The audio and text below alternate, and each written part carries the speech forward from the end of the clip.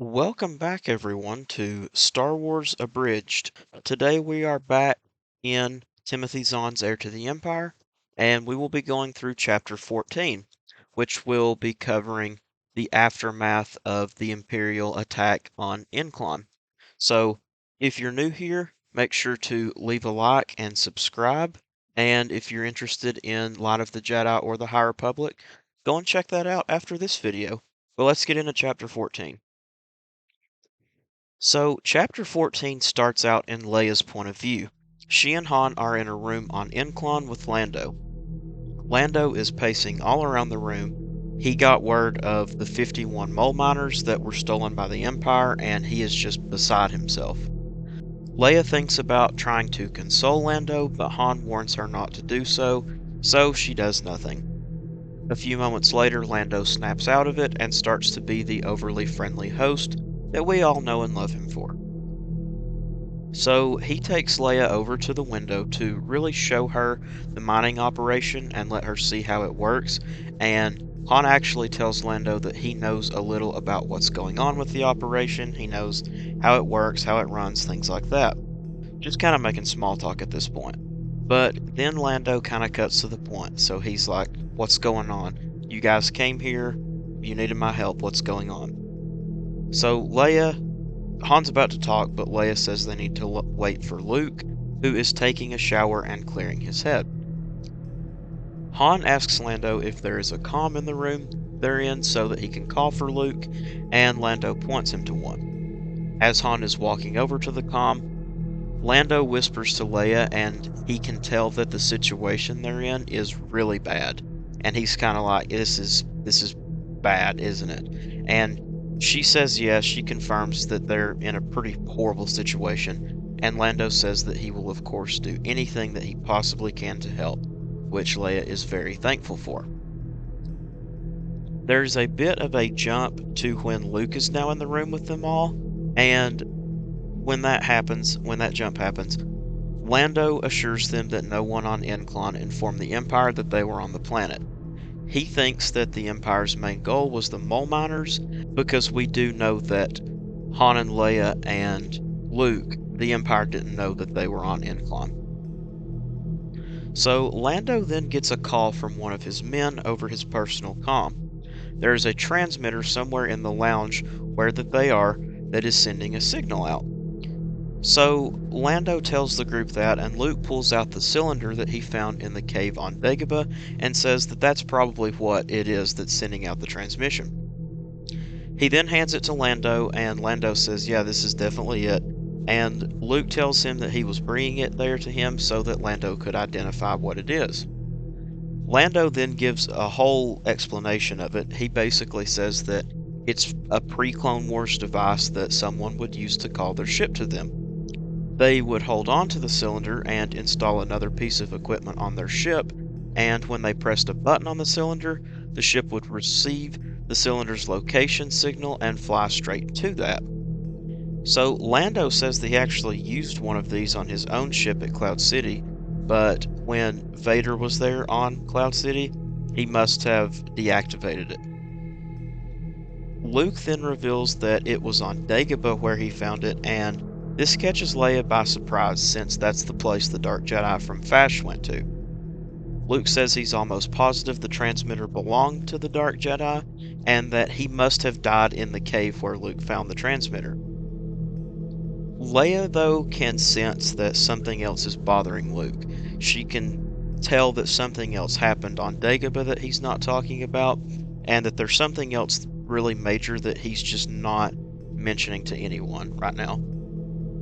But as she is kind of filling Luke out in her mind, Luke senses this, and he quickly changes the subject back to asking Lando if he knows any smugglers they can trust.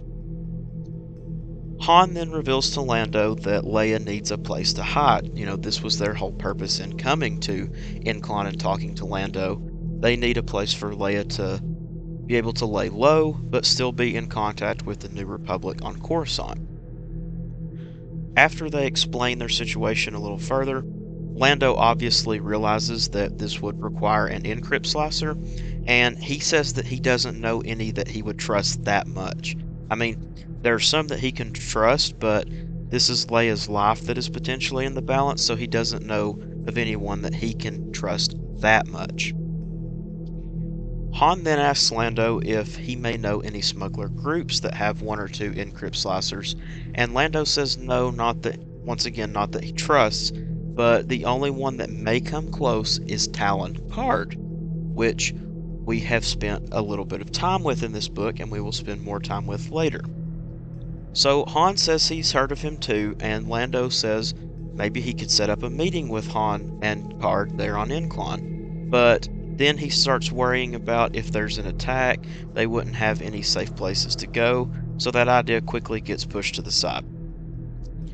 Lando then tries to think of another plan, but the others don't really like it, and then Chewie actually comes up with something that everyone agrees on. So he tells Han, and Han relays to the rest of the group, that Chewie can take Leia to Kashyyyk and let her stay there with him among the Wookiees, while Han travels in the Millennium Falcon, making everyone think Leia is with him. So nobody would know that Leia was on Kashyyyk, they would think she was there with the Falcon, and if the Falcon were to get captured or something, they wouldn't have Leia, and they would have no idea where she was.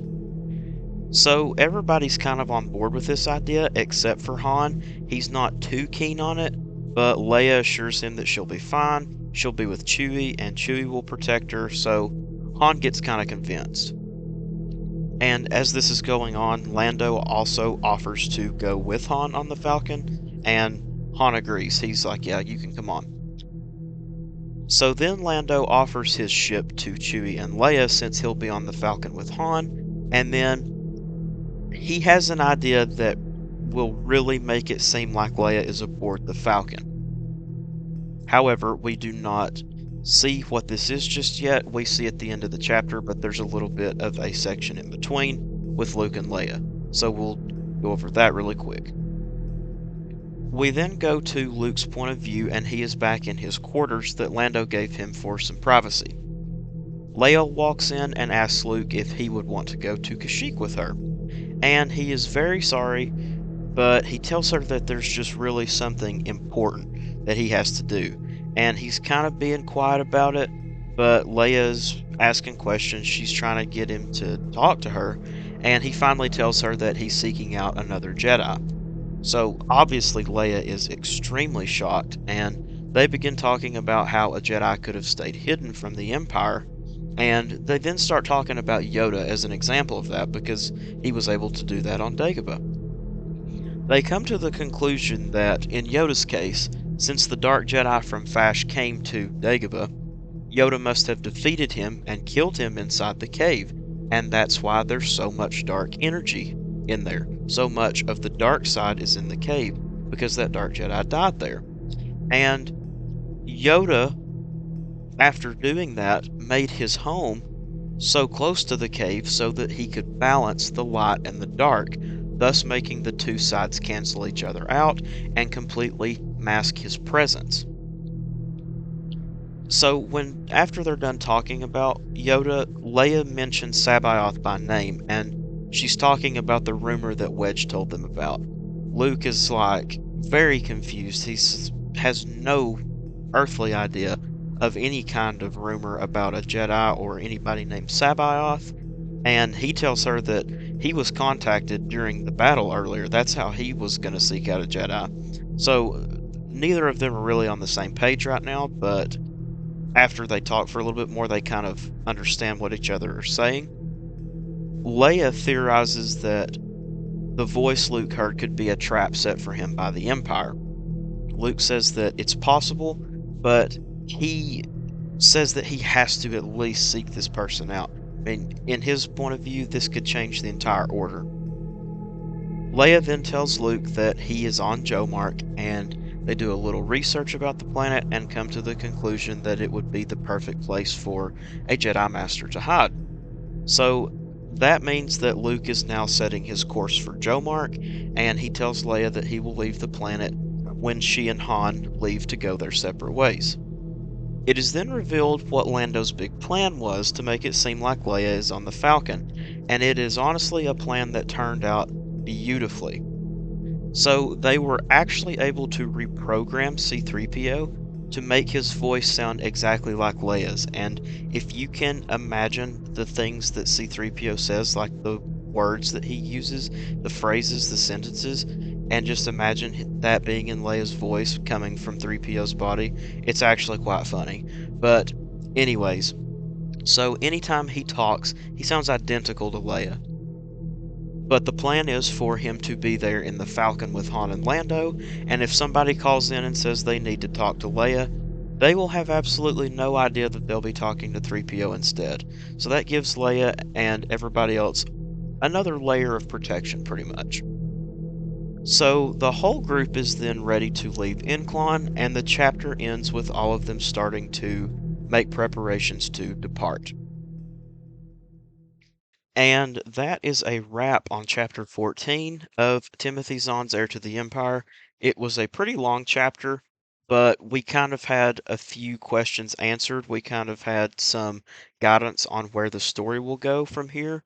We know that Luke will be on his way to Jomark, Leia's going to Kashyyyk, Han and Lando are going to be just running around the galaxy, making it seem like Leia's with them. So we kind of get an idea of where things are going to go, but we'll see in the coming chapters if those plans actually pan out. But as always, I thank you for watching. Make sure that you are subscribed and leave a like on this video if you enjoyed it. Also, if you're interested in the High Republic book series, I just started reading Light of the Jedi in one of the other videos, so go ahead and check that out. As always, I thank you for listening, and may the Force be with you.